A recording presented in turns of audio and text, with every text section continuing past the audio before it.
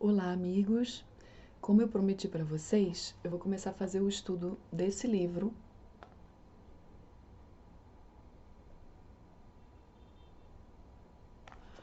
com vocês, tá?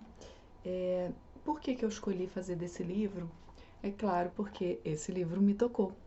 É uma leitura que me prende e é fininho, do jeito que eu gosto. E a pessoa que escreveu é uma jornalista, ela vai de um ponto de vista mais cético, então ela entrou para acompanhar o trabalho de Bert Hellinger, que é o pai da constelação familiar, e acompanhou algumas constelações que ele fez e começou a ter as questões, as dúvidas, e depois foi conversando com ele para tirar as dúvidas. Então, aqui a gente tem de uma forma muito básica, muito acessível do que se trata as constelações e quão importante é a gente ter essa visão sistêmica mesmo do que acontece com a gente, como a gente está mais ligado ao nosso sistema, aos nossos ancestrais e às questões deles do que a gente imagina. Tá? Então, é claro que tem tudo a ver com a proposta desse canal, tudo a ver com o trabalho que eu faço. Hoje eu sou consteladora familiar, então a gente precisa entrar nisso um pouco, pra vocês entenderem que eu acho que as pessoas ainda não entendem o que é isso e o quão profundo é isso, e o quão libertador é isso. Tá? Então, eu vou ler aqui o prefácio para vocês entenderem o porquê que esse livro me puxou. Bert Hellinger confundiu a minha cabeça e tocou a minha alma. Fez com que eu me sentisse insegura, indignada e curiosa. Muitas de suas ideias pareceram-me à primeira vista terrivelmente familiares. A maternidade é uma tarefa grandiosa. Oh, meu Deus, honrar pai e mãe. Que coisa mais católica! Não se oponha aos seus pais, aceite-os como eles são. Mas eles me fizeram coisas terríveis. A mulher deve seguir o homem. E justo você considera isso bom? Sim, o trabalho terapêutico de Hellinger me deixou absolutamente fascinada. Observei-o durante 3 dias, enquanto trabalhava com doentes, diante de um auditório de 400 pessoas. No início parecia uma peça de teatro, excitante, tocante e como se fosse tirada da vida real. Entretanto, os espectadores, a princípio neutros, transformaram-se gradual e imperceptivelmente em participantes de um drama que se chama família. Subitamente, a história de cada um deles, acontecimentos que pareciam até então irrelevantes, adquirem importância. 2 pontos. É mesmo, tenho na verdade uma meia-irmã. Inesperadamente as lágrimas rolam pelas faces, porque alguém se curva perante a mãe. Que diabos, o que é isso? A noite chega, inesperado, o esgotamento. Sabe Deus por quê? Afinal de contas, eu estava só assistindo. É muito tocante. Todo mundo ali reunido, a coisa se manifesta como se fosse um teatro. E é um teatro da vida real, daquela pessoa que está sendo tratada. Aparecem coisas que a pessoa talvez até nunca tenha ouvido falar e se manifesta para ela, porque de alguma forma tem a ver com ela e libera ela ao entrar em contato com aquilo, tá?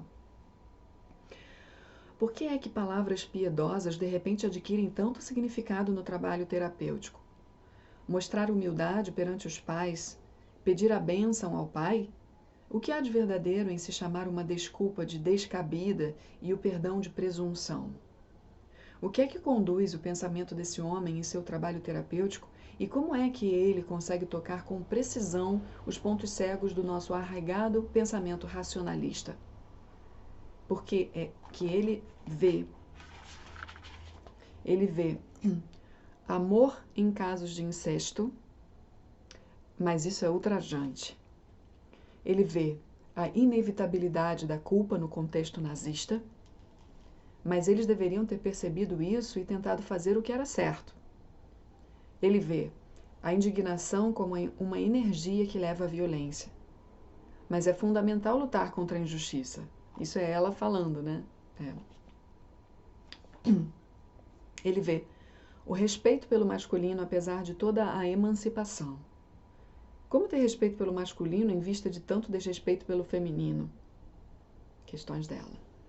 Ele vê A culpa dos pais adotivos com relação à criança adotada. Mas a adoção é um grande ato social, ou seja, não deveriam ter culpa, mas tem. Isso se revela no campo ali. Ele vê o vínculo com a família como fonte de liberdade.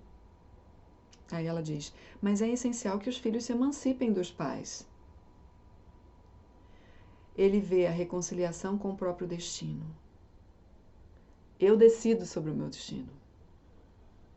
Essas questões todas afluíram à minha cabeça. Entretanto, a causa verdadeira da minha fascinação pelo trabalho de Hellinger foi simplesmente o modo como ele me comoveu. Tanto quando testemunhei seu trabalho, como quando folheei seus livros, ou posteriormente nas conversas que com ele travei por horas a fio, sempre senti uma estranha sensação de paz, descontração e relaxamento com relação a mim mesma e ao mundo em geral. Ele tem a postura de não julgamento, então é muito bom você estar conversando com uma pessoa que tem essa postura, né? Por que será? Talvez seja por causa de sua persistente busca pelo amor como fonte de emaranhamentos, sofrimentos e doenças. A linguagem de Hellinger pode parecer às vezes um tanto antiquada. Quando ele fala de humildade, bondade ou misericórdia, fala da bênção do Pai, da vida como uma dádiva ou de reconciliação, alcança uma esfera da alma para a qual a psicologia moderna de orientação analítica não encontra palavras. É como se ele construísse uma ponte para uma realidade da vida que não tem nenhuma linguagem para os movimentos profundos da alma. Tudo isso me pareceu incrível. Quem é esse homem que me toca de forma tão insólita, transcendendo a minha capacidade de entendimento? Se acha necessário, Bert Hellinger pode ser rude com os seus clientes, resoluto e, para usar uma expressão suave, extremamente enérgico. Alguns dizem autoritário.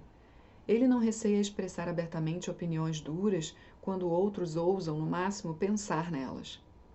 Ele mais considera do que tem consideração. Com seu trabalho, esse psicoterapeuta, que prefere ser chamado de assistente de almas, parece debochar daqueles que se intitulam advogados dos pobres e desamparados, dos viúvos e órfãos, sejam eles terapeutas, sacerdotes ou pessoas que se dedicam de bom grado às áreas assistenciais. Mas não sei por quê. As palavras dessas pessoas bem-intencionadas e dos grandes propósitos da educação ou da terapia que objetivam um esclarecimento parecem pálidas, arrogantes e sem força quando comparadas à linguagem simples de Hellinger. E tem mais. Esse Hellinger não tem a mínima pretensão de saber muita coisa. Que estranho! Geralmente, é importante para os terapeutas apresentar aos clientes os ângulos mais profundos do seu sofrimento pessoal em porções consideradas digeríveis. Hellinger pergunta só pelos acontecimentos, não pelo que a pessoa está pensando ou sentindo, precisamente naquele momento. Não, ele diz, siga em frente, monte simplesmente a sua constelação familiar, interrompendo já de início lamúrias sobre pais malvados e mães devoradoras. Porque o cliente chega identificado num arquétipo. Tem o arquétipo do salvador, o arquétipo da vítima, o arquétipo do, o salvador é o herói, o arquétipo do algoz. Então, a gente tem que sair desses papéis. Então, o objetivo da constelação é mostrar que a pessoa está num papel. Então, Hellinger ou qualquer constelador não pode entrar na lamúria, nesse processo de identificação do cliente. Porque pais e mães podem parecer cruéis. E aí, quando a gente entra no julgamento, fica complicado, que a gente não consegue sair, porque a gente vira vítima. Entende? E é claro que o nosso espírito veio trabalhar justamente isso que os nossos pais provocam em nós. Mas o grande boom da constelação é mostrar que existe todo um sistema atrás, que muitas vezes vocês vão entender isso. Não é que justifique isso não, tá? Mas sim, ele acaba mudando a nossa perspectiva em relação àqueles que foram algozes. São coisas muito sérias e impactantes que a gente vê no campo. Certa vez ele trabalhou com um homem que tinha perdido a mulher e um filho num acidente. A descrição dos acontecimentos foi tão terrível que paralisou todo o recinto. E Hellinger, de pé em frente a esse homem, ouve-o e sua voz se suaviza. Agora monte a constelação. E de um modo inigualável, vê com esse homem a morte de seus entes queridos, para acompanhá-lo de volta à vida. Bem mansamente, com poucas palavras e uma segurança bondosa que envolve todos os presentes. Ele é assim também, um homem sensível com um grande coração, completamente concentrado em sua compaixão. A gente mergulha, né, nas sombras do sistema familiar. A gente mergulha nos traumas que geram emaranhados, que geram uma forma tóxica de funcionar, disfuncional. Né? Então, na hora que a gente vai mergulhar lá, a gente não pode se envolver com aquilo lá. A gente não pode julgar, não pode nada. Não pode sentir aquilo ali. Tem que distanciar um pouco para poder ajudar, tá? E um dia nós nos encontramos frente a frente. A princípio no estúdio de uma emissora de rádio, depois em seu escritório, onde tratamos da minha longa lista de perguntas. Que bom que ele aceitou. Nem tudo ficou esclarecido até o último detalhe, mas foi o suficiente para começar. Por isso que eu escolhi esse livro para estudar aqui com vocês. Foi alguém que esteve ali com ele, com o pai da constelação familiar, que ele desencarnou anteontem, com 90 e poucos anos. E deixou aí pra gente poder desenvolver, pra gente poder atualizar, como tudo na vida, né? Mas esse livro, ele é pequenininho, curtinho e traz tudo o que a gente precisa, assim, para entender.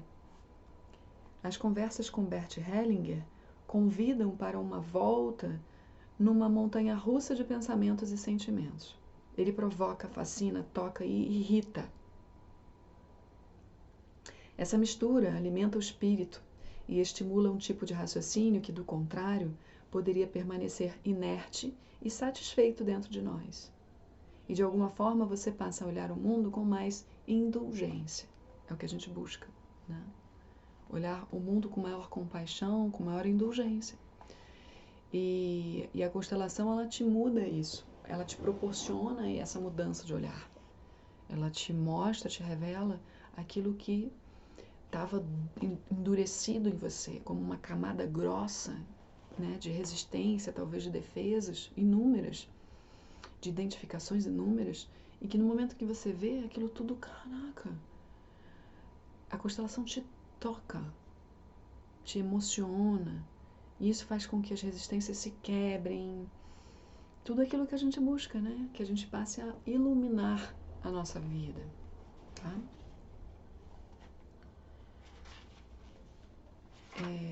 13 minutos. Então, o primeiro capítulo.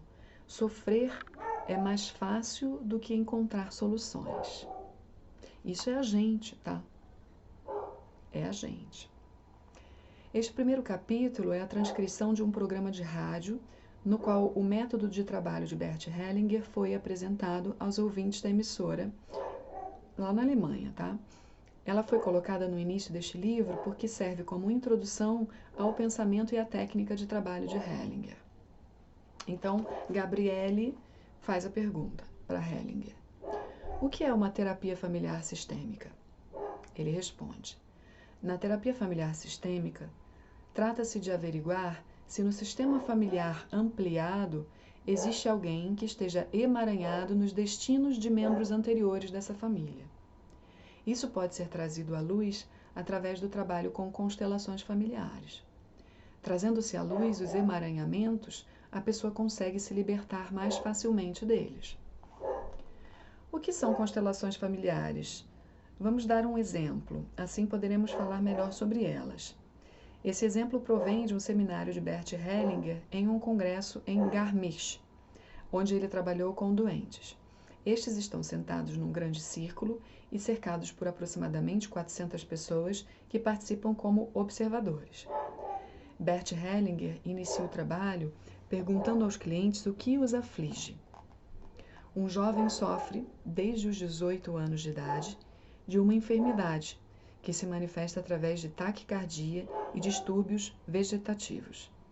Bert Hellinger passa a entrevistá-lo. Aí o cliente diz: existem muitos conflitos na minha família. Minha mãe e meu pai são separados. Minha mãe e meu avô estão brigados. E isso cria muitos problemas práticos. Por exemplo, como poderei reuni-los todos para o meu casamento? Aí Hellinger, para o público, fala: para este trabalho são importantes apenas pouquíssimas informações, isto é, fatos externos e significativos, não o que as pessoas pensam ou fazem. Um deles ele já mencionou: seus pais estão separados. Outros acontecimentos significativos são, por exemplo, a morte de irmãos ou a exclusão ou expulsão de um membro da família, ou hospitalizações em tenra idade, ou complicações durante o nascimento de uma criança, ou quando uma mãe morre de parto. Essas são as coisas nas quais estamos interessados. Aí ele diz para o cliente: aconteceu algo significativo em sua família? O cliente: a irmã gêmea de minha mãe morreu. Hellinger fala: isso já me basta. Isso é tão significativo que provavelmente encobre todos os outros acontecimentos. Posicione, portanto, em primeiro lugar, a sua família de origem, a sua mãe e o seu pai. E quantos filhos? Aí ele diz: tenho ainda uma irmã mais nova. Então Hellinger diz: ok, posicione as 4 pessoas agora no campo, tá? Escolha alguém do público para representar o seu pai, alguém para representar a sua mãe, e para a sua irmã e para você. Pegue qualquer pessoa, basta que você as coloque em seus lugares. Então, vá até cada uma delas, pegue-as com ambas as mãos e encaminhe-as para seus lugares, em silêncio. E os representantes também não dizem nada. Posicione-os em relação uns aos outros, tal qual a imagem interior que você tem da sua família neste exato momento. Então, essa é uma forma de Hellinger trabalhar. Existem outras formas, tá? De posicionar as pessoas no campo. Entenderam o que aconteceu aqui? Ele faz uma entrevista para identificar com o cliente acontecimentos sistêmicos. E aí ele vai identificar ali, né, colocar as pessoas no campo que estão envolvidas para ver o que o campo vai manifestar, tá? Aí vai ficar explicadinho aqui. A constelação familiar.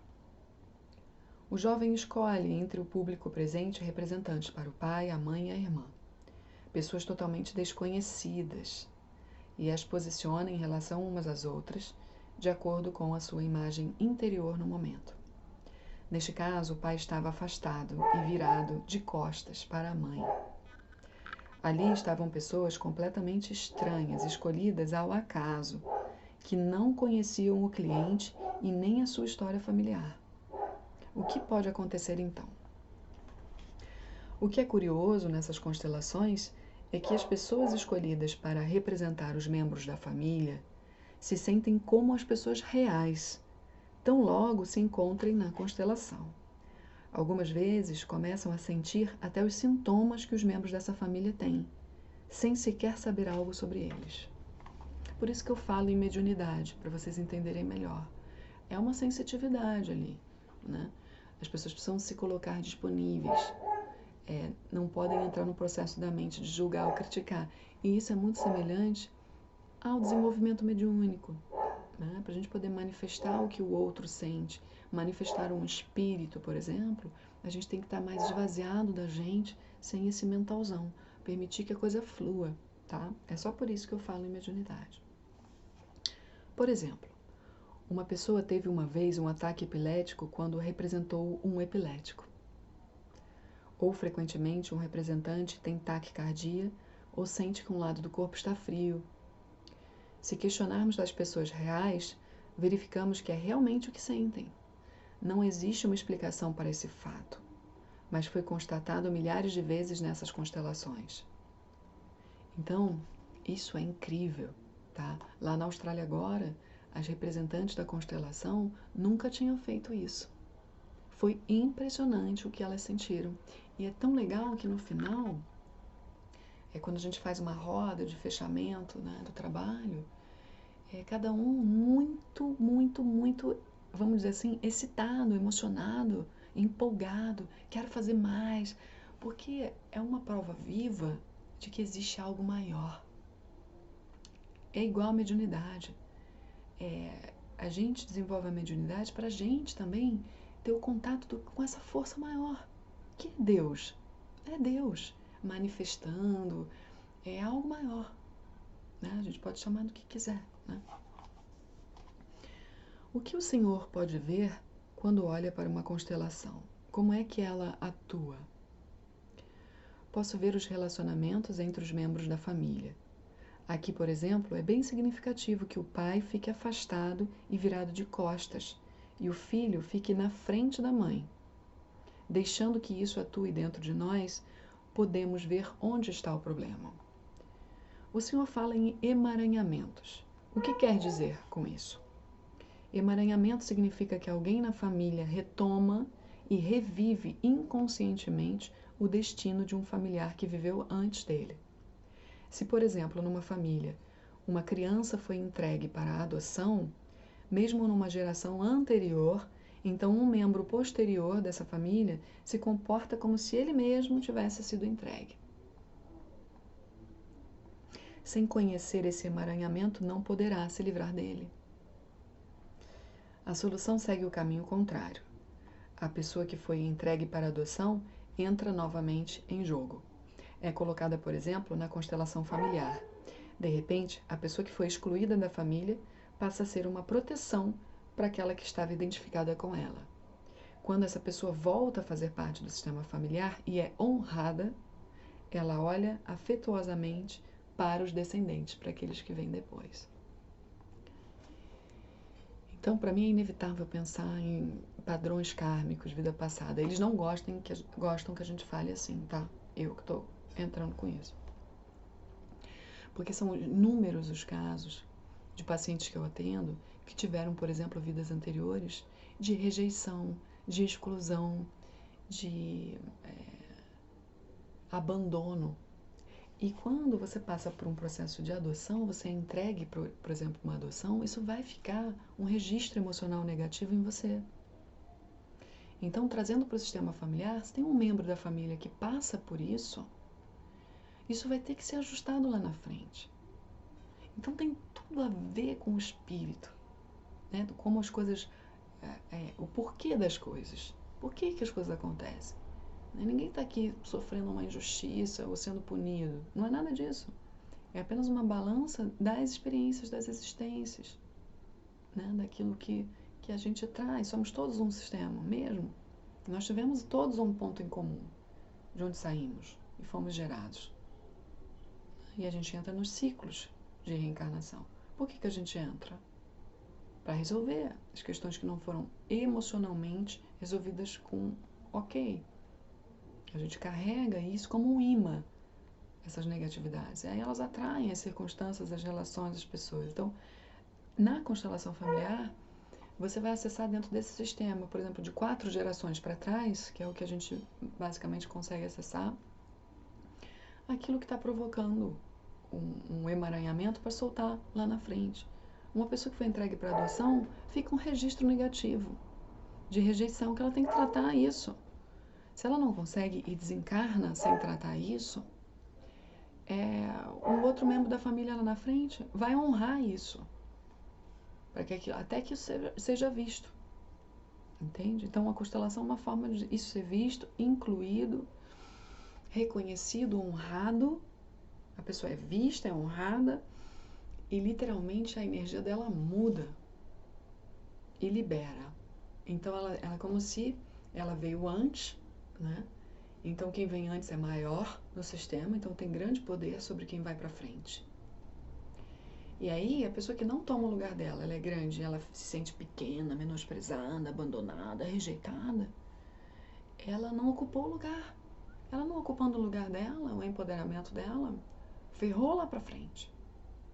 Tá? Porque ela não ficou feliz, porque isso vai se estender. No momento em que a gente acessa essa constelação, ela é vista, ela entra no tamanho dela libera você que está identificado com ela. Então, é maravilhoso. Isso não é tão fácil de ser entendido. Uma pessoa repete um destino que lhe é desconhecido. O cliente, por exemplo, nem chegou a conhecer a sua falecida tia. De onde vem então o emaranhamento? Tem algo a ver com o que o Senhor denomina de consciência de clã? Bert Hellinger, antes de se tornar um constelador, teve várias experiências, né? Ele foi para a guerra, ele chegou a ser padre, ele foi para a África, ele fez estudos de campo como um antropólogo mesmo. Então, ele começou a fazer as observações dele nas diversas culturas e ele traz esses conhecimentos para o sistema. Então, ele entende, ele coloca assim, existem leis. E aí ele vai falar mais adiante sobre isso, mas é só para vocês entenderem como ela fala assim de consciência de clã. Aí ele diz, exato, obviamente existe uma consciência de grupo que influencia todos os membros do sistema familiar. A este pertencem os filhos, os pais, os avós, os irmãos dos pais e aqueles que foram substituídos por outras pessoas que se tornaram membros da família, por exemplo, parceiros anteriores, né? Maridos, mulheres, ou noivos ou noivas dos pais. Se qualquer um desses membros do grupo foi tratado injustamente, existirá nesse grupo uma necessidade irresistível de compensação. Isso significa que a injustiça que foi cometida em gerações anteriores será representada e sofrida posteriormente por alguém da família para que a ordem seja restaurada no grupo. É uma espécie de compulsão sistêmica de repetição. Mas essa forma de repetição nunca coloca nada em ordem. Aqueles que devem assumir o destino de um membro excluído da família são escolhidos e tratados injustamente pela consciência de grupo. Aquela pessoa que nem sabe por que ela está sendo excluída, gente. Né?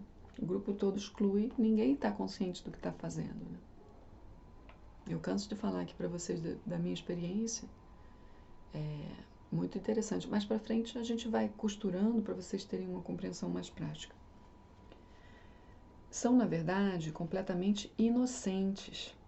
Contudo, pode ser que aqueles que se tornaram realmente culpados porque abandonaram ou excluíram um membro da família, por exemplo, sintam-se bem.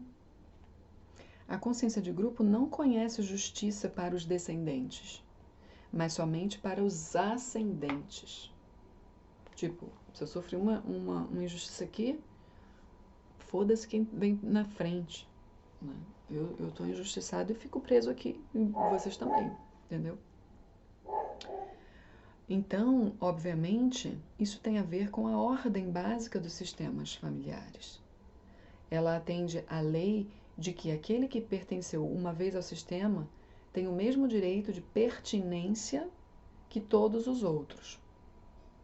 Claro, todo mundo tem o direito de pertencer. Isso é uma das leis, né? Mas, quando alguém é condenado ou expulso, isso significa você tem menos direito de pertencer ao sistema do que eu. Essa é a injustiça expiada através do emaranhamento, sem que as pessoas afetadas saibam conscientemente disso. Entenderam? É algo muito maior. De certa forma, karmicamente, a história do espírito daquela pessoa que passa pelo excluído precisava estar ali, né?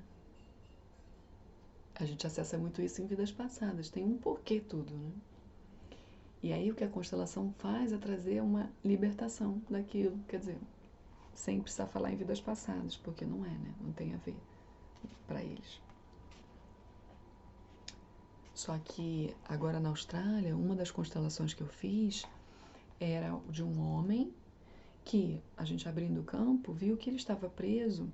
Ele quis trabalhar a rigidez que ele tem com o filho mais velho, né, com o primeiro filho. E que ele às vezes trata mal o filho mesmo e ele não se sente bem com isso. E o primeiro filho é do pai, o segundo é da mãe, né? Então é natural que ele tenha algum conflito com esse filho para ajustar. Mas quando a gente abriu o campo, a gente viu que o pai foi um pai rígido com ele, estava preso também, repetindo o avô, né, que era o pai dele, e assim por diante, atrás. E aí você vai chegar em alguém e vai ver o que aconteceu. Muitas vezes você pode até nem ver o que de fato aconteceu. O importante é saber que há uma repetição a longo prazo. E que aí todo mundo precisa ser visto, reconhecido, por isso as falas para amolecer o campo, para amolecer o rigor. Tudo vem de uma exclusão, né? Do não ter se sentido pertencente. E aí é natural que quando o problema é com o pai, com o masculino que fica ferido, se sente pequeno, ele vai querer se sentir maior. E se sentir maior sempre faz com que você prove que você é machão, sempre você vai se esforçar muito para conseguir as coisas, nunca vai ter o limite, né? E nunca vai ter o retorno à altura daquilo que você está trabalhando, está colocando como energia. Isso é questão com o pai. Então, isso apareceu nessa constelação que a gente fez, tá? O Senhor poderia me dar um exemplo de como isso pode afetar as gerações posteriores? Como podemos ter uma ideia disso? Aí ele diz, posso dar um exemplo bem terrível. Há algum tempo, um advogado veio a mim completamente perturbado. Ele tinha pesquisado em sua família e descobriu o seguinte, olha isso. Sua bisavó fora casada e estava grávida quando conheceu outro homem. Seu primeiro marido morrera no dia 31 de dezembro, com 27 anos. E existe a suspeita de que ele tenha sido assassinado. Mais tarde, essa mulher acabou por não dar a propriedade que herdara do marido ao primeiro filho, porque a herança tem que ir para o primeiro filho, tá? Para tudo dar certo. Mas ao filho do segundo matrimônio, para quem ela deu a herança. Isso foi uma grande injustiça, porque existe a hierarquia, né? Desde então, 3 homens dessa família se suicidaram no dia 31 de dezembro, na idade de 27 anos. É como se fosse uma maldição, né? Quando o advogado soube disso, lembrou-se de um primo que acabara de completar 27 anos e o dia 31 de dezembro se aproximava. Ele foi então até a casa dele para avisá-lo. Este já havia comprado um revólver para se matar. Assim atuam os emaranhamentos. Posteriormente, esse mesmo advogado voltou a me procurar em perigo iminente de se suicidar. Pedi-lhe que se encostasse numa parede, imaginasse o homem morto e dissesse: eu o reverencio e você tem um lugar no meu coração. Vou falar abertamente sobre a injustiça que lhe fizeram para que tudo fique bem. Assim ele se livrou do seu estado de pânico. Voltando ao nosso exemplo, em seguida o jovem, que montara a constelação familiar, senta-se e olha para o que Hellinger está fazendo. Este pergunta para os representantes como eles se sentem na constelação. Isso a gente está voltando para o exemplo anterior, tá? Da irmã que morreu, né? Da gêmea. Aí Hellinger pergunta, como se sente o pai? Aí o pai fala, no momento não estou sentindo nada. A mãe fala, sinto-me um pouco isolada e se este é meu marido, está longe demais. Sinto, de certa forma, uma relação especial com o meu filho. Hellinger para o público. Quem é que o filho está provavelmente representando? A falecida irmã gêmea da mãe. Imaginem o que isso significa para uma criança. Como vai o filho? Aí o filho fala, né? O que está representando o filho fala. Percebo que aqui estou fora de lugar. Estou na frente de todos eles. Sinto também que existe um forte vínculo com a minha mãe. Hellinger pergunta, como vai a irmã? A irmã fala, não muito bem, do lado esquerdo. O esquerdo é feminino, né? Está muito apertado aqui. O meu irmão é a pessoa que mais me interessa. Hellinger para o público. Ah, gente, peraí, esse aqui não é o caso da irmã gêmea, não. O caso do acidente do carro, desculpa. Do acidente. Aí Hellinger se vira para o público. Como se vê numa constelação familiar que uma pessoa foi excluída e não aparece, então o próximo passo é colocá-la... Gente, foi mal. É sim o caso da irmã gêmea que morreu. Tá, então tem o filho, a mãe, essa mãe perdeu a irmã gêmea quando tinha 7 anos de idade, tá? Então ele está constelando isso. Então agora ele fala, agora vou trazer um representante para a irmã gêmea da mãe, tá? Aí ele fala para o cliente, como é que ela morreu? Aí o cliente fala, foi extremamente trágico. Aconteceu depois da guerra. Meu avô tinha acabado de voltar e no domingo à tarde tinha que entregar uma mercadoria com o seu caminhão. Ele ia levar a minha avó e essa filha. A menina estava brincando com a maçaneta da porta do caminhão quando iam partir. Ela caiu e foi atropelada pelo próprio pai. Foi terrível. Ela tinha 7 anos de idade. Hellinger diz: escolha uma pessoa para representar a irmã de sua mãe e coloque-a bem pertinho dela. Aí ele fala para a mãe: como está se sentindo agora? A mãe fala: melhor, mas ela está muito perto. Hellinger fala: mas também tem que ser assim. Como vai a irmã falecida? A irmã falecida fala: acho muito agradável ficar aqui tão perto. Aí Hellinger fala: o que mudou agora para o filho? Aí o filho diz: noto agora que o relacionamento com a minha mãe já não é tão forte e que ela se volta mais para o meu pai. Aí Hellinger fala para o público: exatamente, ele fica aliviado com a presença dela no sistema. Mudou agora para o pai? Aí o pai fala: sinto-me isolado na posição em que me encontro, afastado da família. Preciso fazer um grande esforço para saber o que está acontecendo lá. Aí Hellinger fala: pois bem, do ponto de vista sistêmico, este homem não tem nenhuma chance com esta mulher. A mulher está tão ligada ao seu sistema familiar de origem e à irmã gêmea que não pode se dedicar de fato a um homem. Portanto, este relacionamento estava fadado a fracassar. Mas os filhos devem ficar com o pai. Hellinger coloca o filho e a filha na frente do pai. Hellinger para o filho fala: como se sente neste lugar? Aí ele diz: está mais harmonioso. Sinto agora um relacionamento mais forte com meu pai. De alguma maneira, minha irmã ao meu lado me dá forças. A Hellinger fala para a filha: como está se sentindo agora? Aí ela diz: melhor também. Mas já comecei a me sentir melhor quando a irmã gêmea da minha mãe apareceu no campo. Aí o pai fala: sinto-me melhor, tendo na minha frente alguém que olhe para mim. Hellinger diz: o filho precisa ficar por um certo tempo ao lado do pai, realmente perto. Aqui está a força que pode curá-lo. Aí ele fala para o cliente: isso faz sentido para você? Aí o cliente: sim, até certo ponto. Durante muitos anos não tive contato com meu pai. Agora, nos últimos anos, temos nos visto. Sinto que ele tem muitas expectativas que não posso satisfazer. Aí Hellinger diz: você precisa pedir a bênção dele. Aqui é muito interessante, né? Essa mãe, os irmãos gêmeos têm uma conexão muito forte. Então, quando a irmã morre, a irmã gêmea morre criança, ela deixa um buraco. Ela fica conectada ali, a perda fica ali. Então, ela não tem espaço no coração dela para se dedicar ao marido, para estar inteira no relacionamento. E esse buraco fica na relação. Quando você vê na constelação, você percebe que realmente esse relacionamento ele não tinha como ir para frente e o certo é de fato essa irmã ficar perto da outra e os filhos se posicionarem para saírem dessa linha cruzada e tomarem a força do pai, porque a mãe, quando não toma a força dela e não ela que permite o filho tomar a força do pai, é sempre a mãe que entrega, né, o filho para o pai. Se esse movimento não é feito, porque a mãe por alguma razão tem as questões dela, o filho não fica com a força na vida, a direção, o foco, o objetivo, a prosperidade, entende? Uma nova imagem. Durante o trabalho, o senhor faz, de vez em quando, perguntas ao cliente. No final, o senhor olha juntamente com o cliente a constelação ou ele toma o lugar de seu representante na mesma. O que acontece com ele ao montar a constelação?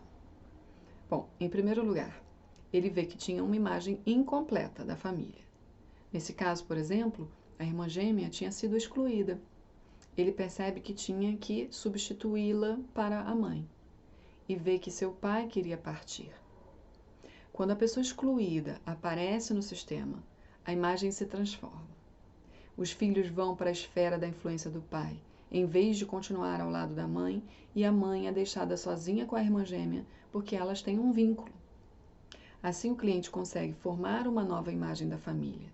E, de repente, ele vê que é a mãe que quer se afastar e que o marido se afastou no lugar dela. Isso acontece frequentemente, um parceiro se afasta, embora seja o outro quem deva se afastar. Os filhos não estão mais ao lado da mãe, mas ao lado do pai. Dele é que vem a força que traz a cura. O cliente que estivera tanto tempo na esfera de influência da mãe e longe do pai, agora deve mudar para a esfera da influência do pai. Assim, a força masculina pode fluir para dentro do filho. Mas isso não é o suficiente. Ele estava em conflito com o pai porque estava ao lado da mãe. Agora precisa conquistar o pai e receber a bênção. Os nossos pais precisam nos abençoar, né? A bênção do pai. Bênção, isso tem algo de muito religioso, ela diz. Aí ele fala, sim, é verdade. Para ser exato, o ser humano não vem dos pais, mas por intermédio dos pais. A vida vem de bem longe e nós não sabemos que origem é essa. Olhar para essa origem é algo religioso. Não olhamos então para o que está perto, mas para a origem, sem denominá-la. Por isso, se esse filho se curvar perante o pai e pedir-lhe a bênção, ele se submete a essa corrente maravilhosa, que é de cima para baixo. Essa bênção também não vem do pai, não só dele, ela vem de longe, através do pai, e chega até o filho. Nesse sentido, isso também é religioso. A força dessa bênção não é algo que está nas mãos do pai. Quem toma a vida dessa forma está em harmonia com a sua origem, está de acordo com o seu destino singular, que é determinado num sentido amplo pelos pais. Através deles, o filho conhece as possibilidades e limitações que tem. Se ele concordar com ambos, é como se se submetesse ao mundo tal como ele é. E isso é uma atitude religiosa. De certa forma, as constelações têm um pouco de liturgia em si. São um ritual de cura. Mas não é um ritual imposto de fora. Ele resulta da dinâmica da constelação. Por isso devemos ser muito prudentes e lidar com elas com grande cautela e respeito. Aí ela diz: na liturgia, o sacerdote é a figura principal. Nessa espécie de constelação, o cliente não tem um papel muito ativo. Ele olha como o terapeuta muda a disposição da constelação até que todos os membros da família se sintam melhor. Isso é uma maneira bem passiva de submeter-se a uma terapia. Aí ele fala: o cliente monta o seu sistema familiar e, portanto, ele é bem ativo. Somente depois que ele monta a constelação é que eu o ajudo a encontrar a ordem. No final, quando se chega à solução, ele torna-se ativo outra vez, por exemplo, quando pede ao pai, por favor, me abençoe. Quando o cliente é simplesmente passivo, eu paro imediatamente o trabalho. Quando alguém tenta fazer com que eu faça o trabalho por ele, eu interrompo imediatamente. Eu não trabalho com esse tipo de pessoa. Mas existe uma grande verdade no que a senhora disse sobre o sacerdócio. Como terapeuta, sinto-me em harmonia com uma ordem maior. É só porque estou em harmonia com essa ordem maior que consigo ver a solução e colocá-la em prática. Por isso, um terapeuta que faz esse tipo de trabalho é muito ativo.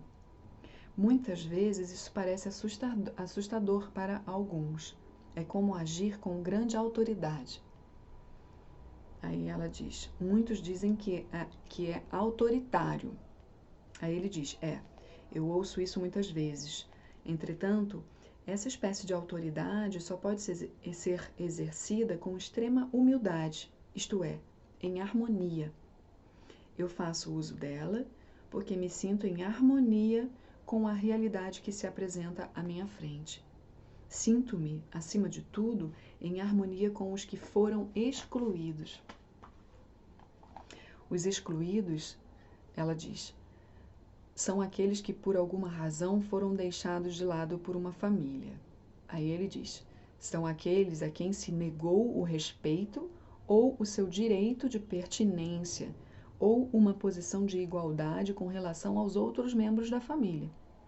Aí ela diz: portanto, nesse caso seria a irmã gêmea falecida.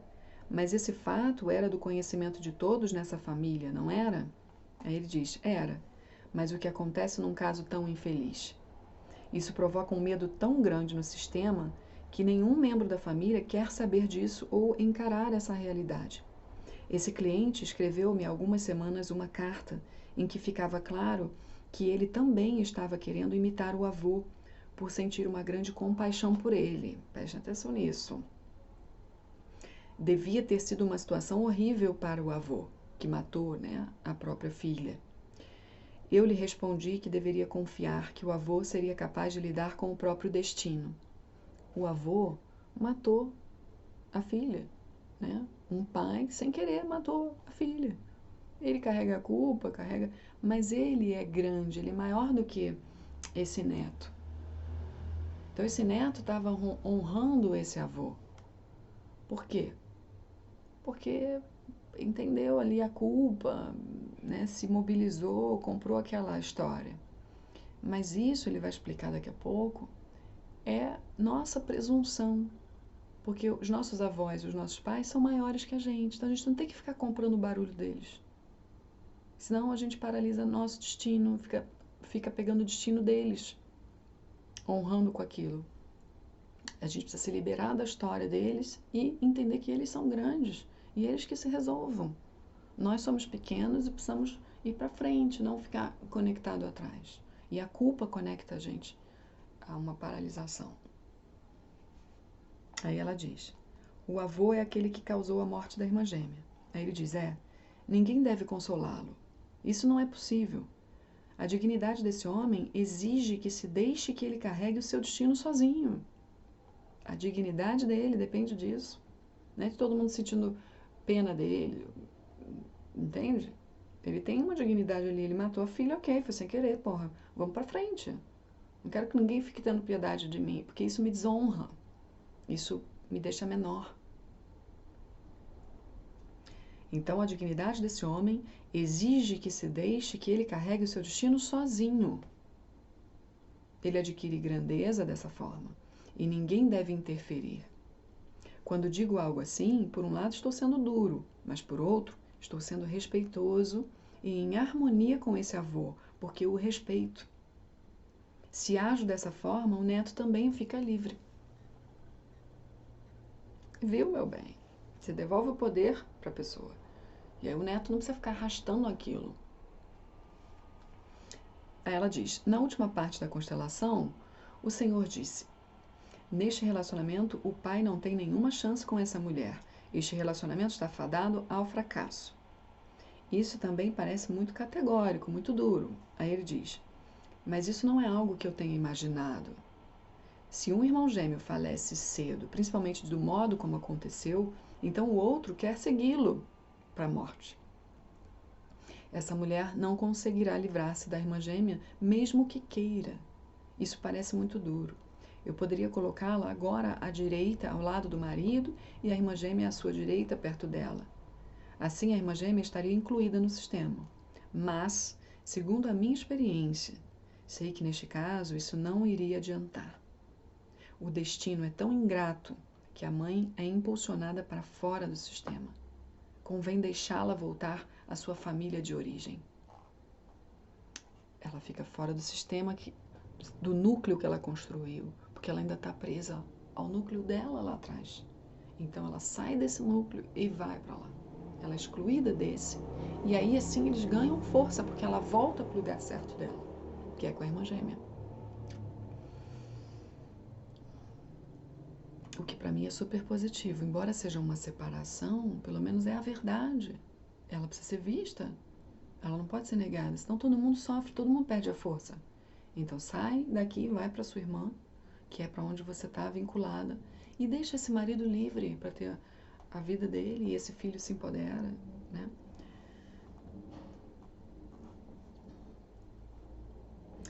Não que ela vá se suicidar ou algo parecido.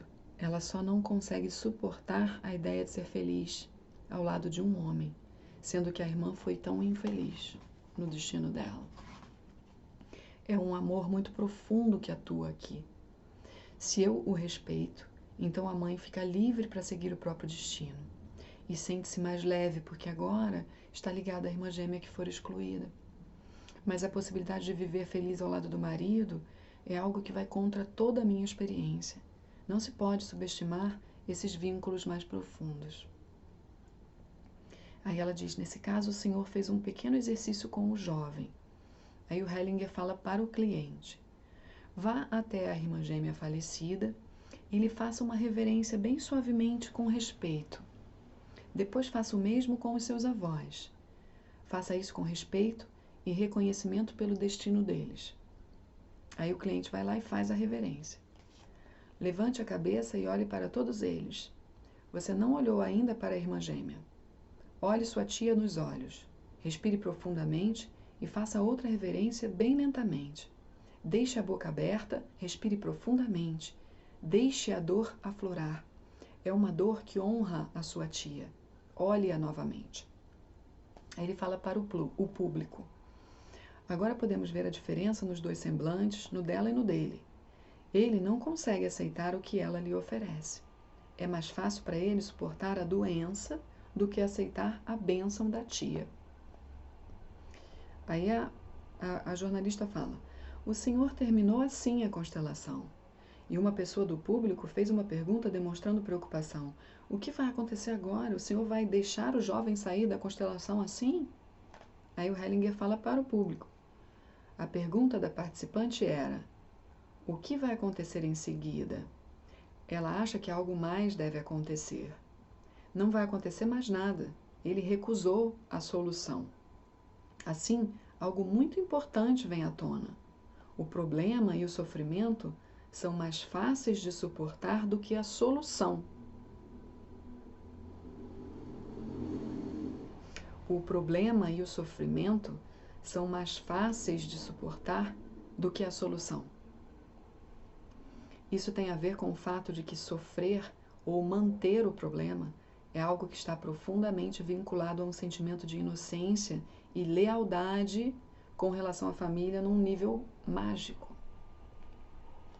Com isso, a pessoa tem a esperança de que o próprio sofrimento possa salvar uma outra pessoa da família.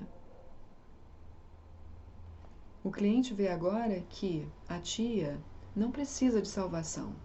E isso representa para ele uma grande decepção, porque, de certa forma, tudo o que ele fizera por ela até então teria sido em vão. Isso não é tão fácil de se reconhecer. Ele prefere manter o problema, mesmo conhecendo a solução. A gente passa tanto tempo da nossa vida honrando negativamente uma questão sem saber, porque quando a gente é criança, a gente acaba pegando pra gente o problema dos nossos pais para que eles sofram menos. A gente entra numa atitude de salvar os pais. Mas quando a gente cresce, a gente precisa entender, e isso facilita o entendimento, que a gente precisa deixar para eles o que é deles e a gente fica com o que é nosso e aí a gente se libera. Que a gente não é salvador de ninguém. Quando a gente se coloca nesse lugar, a gente fica preso. E às vezes a gente fica tanto tempo preso que na hora que a solução vem numa constelação, a gente não quer. Senão o nosso trabalho todo, o nosso esforço todo teria sido em vão. Então a gente fica indo para trás na vida. O terapeuta não deve interferir ou fazer qualquer outra coisa. Eu o entrego à sua boa alma. Isso é tudo o que posso fazer. Maravilhoso, né, gente? Maravilhoso. Eu acho que aqui já está demais. Eu vou só finalizar com a solução e depois eu continuo com a causa das doenças nas famílias, tá? Então eu vou só finalizar com a solução. Aí a jornalista fala, aliás, este é um ponto a partir do qual normalmente se continua o trabalho terapêutico. O senhor para simplesmente aqui? Aí ele diz, há algum tempo o cliente escreveu-me uma carta, na qual pude ver que a sua boa alma tinha continuado a trabalhar. Depois de algum tempo, ficou claro para o jovem que ele não foi capaz de aceitar a bênção da irmã gêmea da mãe porque estava identificado com o avô. O avô dele não conseguiu aceitar o amor da filha morta, de tanta culpa, tanta dor, né? Aí ela diz, o avô que causou a morte da filha, ele, sim, ele se sente tão culpado por ter atropelado a filha que não consegue se sentir aliviado com o sorriso amigável dela. Naquele momento, o cliente estava identificado com o avô. Pude agora ajudá-lo porque, nesse meio tempo, a alma dele continuou a agir.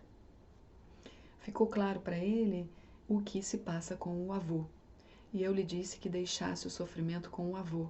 Assim ele ficaria livre. Entenderam? Às vezes a mudança não vem com a constelação na hora da constelação, vem depois, quando a gente continua fazendo o nosso processo terapêutico, né? O Senhor disse que conseguiu ajudá-lo. O que isso significa concretamente? A doença dele melhorou? Aí ele diz, pude ajudá-lo a libertar-se da identificação com o avô. O avô é, certamente, alguém que, por causa desse acontecimento, tem necessidade de expiação. E a doença é, algumas vezes, uma necessidade de expiação. Pode ser também que a doença do cliente sirva de expiação, mas quem sofre é ele no lugar do avô. Se o cliente se libertar dessa identificação, pode ser que a doença também melhore. Mas isso eu não sei. Também não me ocupo disso diretamente. Eu me interesso pelas forças que atuam curando a família. Pode ser possível curar uma doença quando essas forças positivas são colocadas em ação. Mas esse não é o meu objetivo primordial. O meu objetivo está no âmbito da alma e da família. Se com isso a doença melhora, fico contente.